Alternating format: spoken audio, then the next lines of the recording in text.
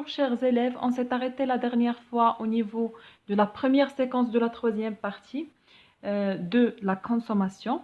Donc cette séquence fait partie des utilisations des revenus. Donc on a vu la définition de la consommation. Donc la consommation peut être définie comme étant une destruction immédiate ou progressive des biens et des services pour satisfaire un besoin.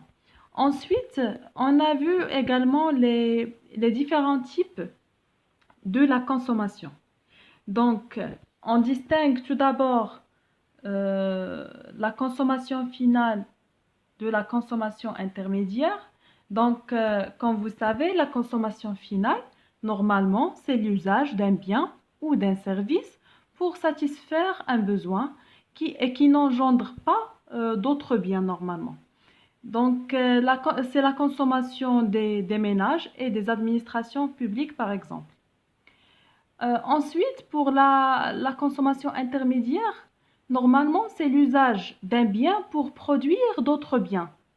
Donc, elle est faite par les entreprises et les sociétés financières, par exemple.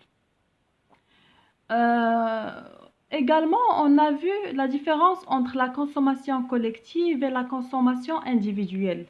Donc, comme vous savez, la consommation collective, normalement, elle désigne la consommation d'un bien collectif. Par exemple, l'éclairage public, l'enseignement public, la justice, etc. Donc, normalement, un bien collectif est un bien indivisible qui peut être consommé en même temps par plusieurs consommateurs sans que la consommation d'un individu supplémentaire réduise celle d'un autre individu.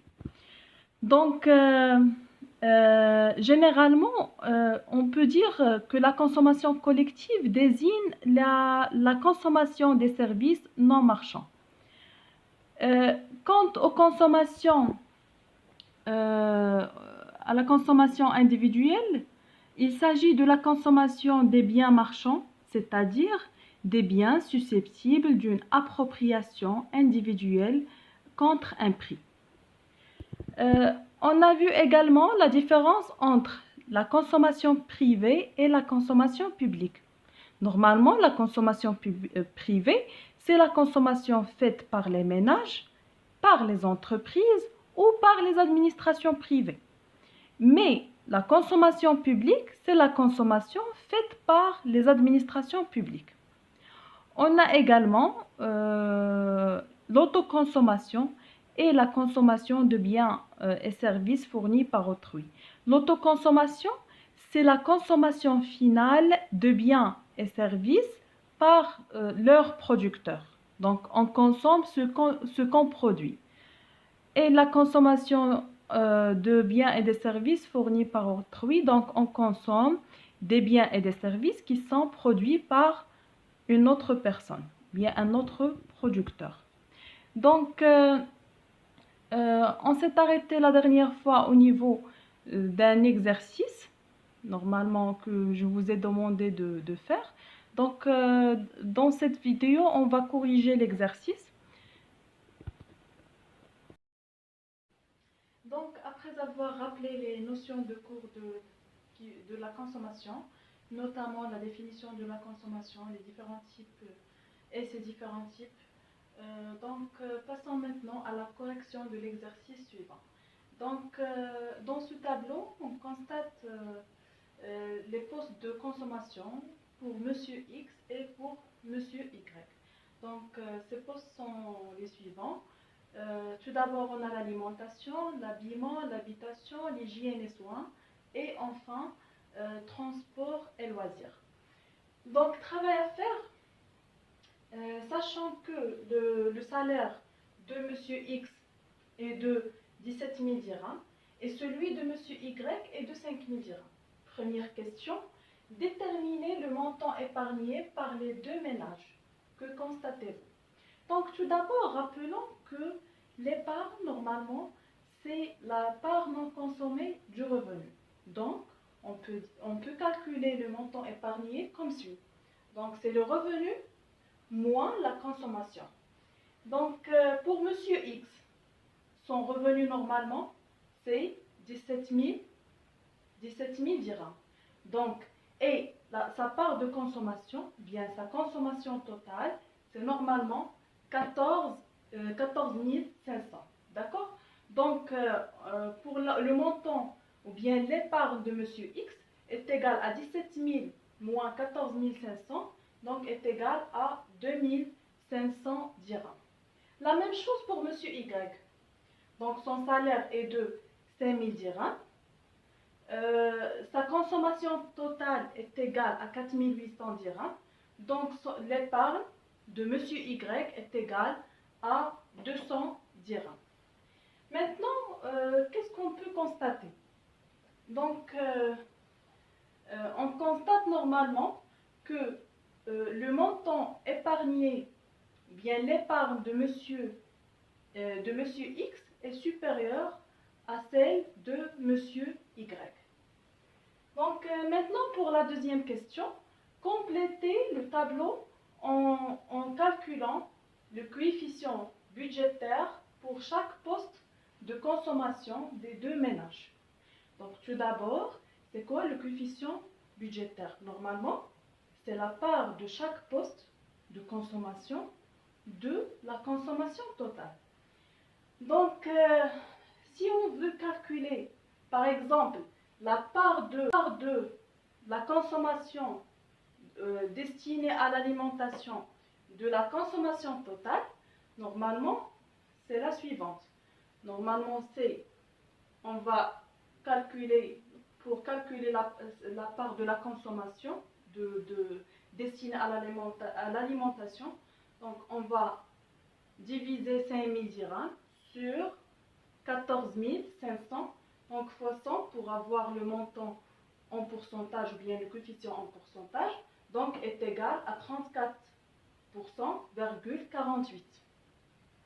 La même chose pour l'habillement. Donc c'est 2000 divisé sur le total, c'est 14 500 fois 100 est égal à 13,79%. Également pour l'habitation, donc 3500 divisé sur 14 500 fois 100 est égal à 24,14%. Donc en général, par exemple, si on prend la part ou bien la part de la consommation destinée à l'habitation, à ce poste de consommation par exemple, on peut lire ce résultat comme suit. Donc 24,14% de la consommation totale de Monsieur X est destinée à l'habitation. La même chose pour Monsieur Y. On va diviser 2600 sur 4800, c'est la consommation totale de Monsieur Y. Donc, on a fois 100, donc on trouve 54,17. D'accord?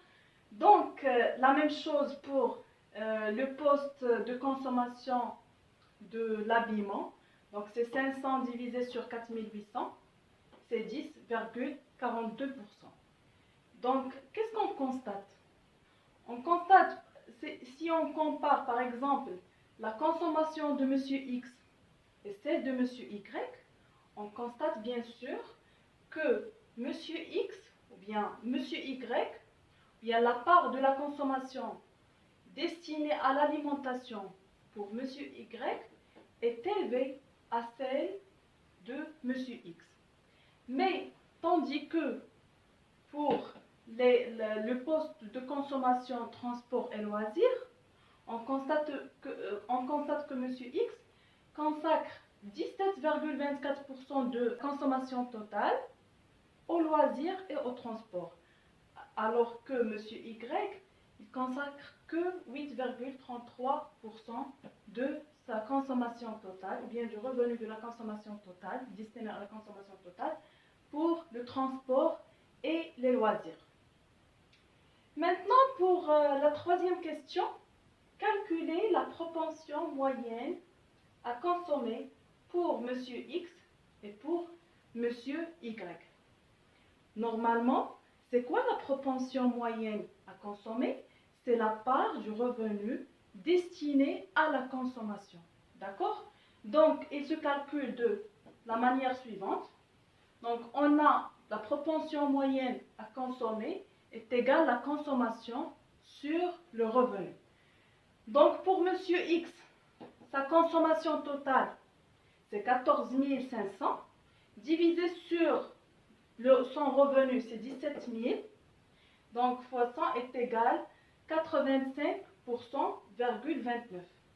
Donc, on peut dire que Monsieur X consacre 85,29% de son revenu à la consommation. D'accord? La même chose pour Monsieur Y. Normalement, sa consommation totale est égale à 4 800, divisé sur son revenu qui est égal à 500, fois 100 donc est égal à 96%. Donc, Monsieur Y consacre 96% de son revenu à la consommation.